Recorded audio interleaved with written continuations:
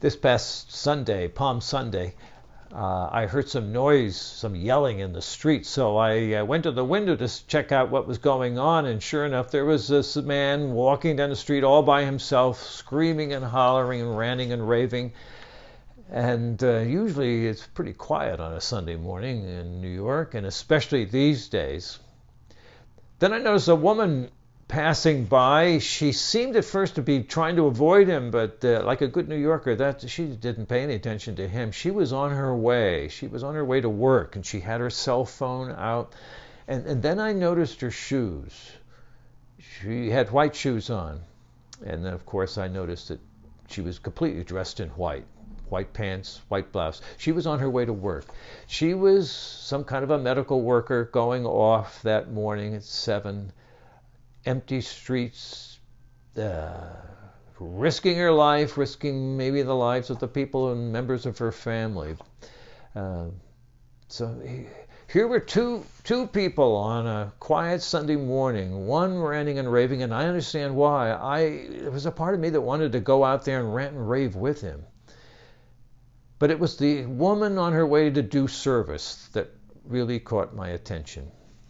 I'd like to think that her DNA, the basic stuff of where she's coming from, is rooted in what we observe tonight on Maundy Thursday.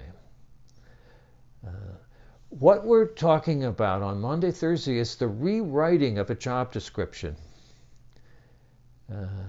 Jesus is rewriting the job description of what it means to be the Messiah. In that night, the night before he died, he institutes the Eucharist. He gives of himself completely. He gives of his body and his blood. He gives his whole.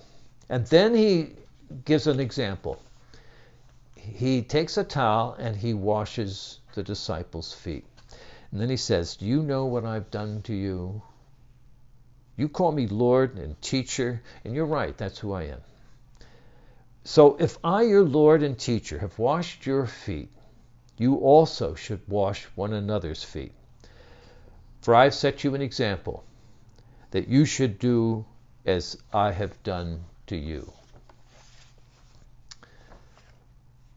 These days, the definition of a hero is radically changing. The other night, Tuesday, PBS, during the news, had an interview of 2 workers up in Rockland County. They were ambulance people. And you could see the fear in their eyes as they talked about going out and making these calls, almost all of them having to do with the virus, and risking their lives and possibly bringing that virus back home. And they said, we do this because we want to do it.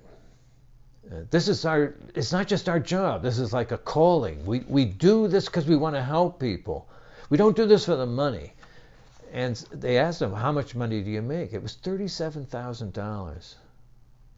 The classic hero of American business who climbs up the ladder and makes a lot of money, that's not the one we're going out at 7 o'clock every night and banging pots and pans for.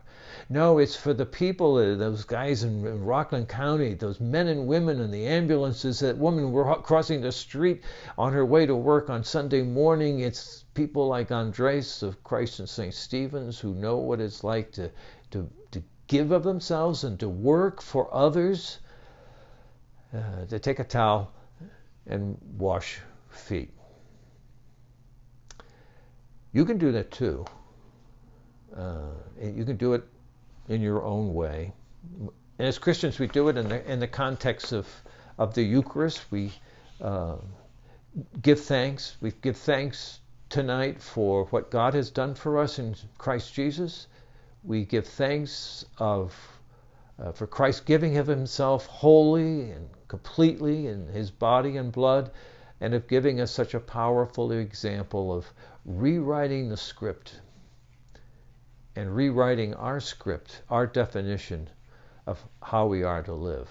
My prayer for you and for myself, these 3 days which are so crucial in defining who we are as Christians, these 3 days that are defining human history too, and in the context of both of those things, my prayer for you and for myself is that we will follow Christ, let him lead us in giving of ourselves wholly, completely, and dying to ourselves so that we can rise with him in a new life of resurrection.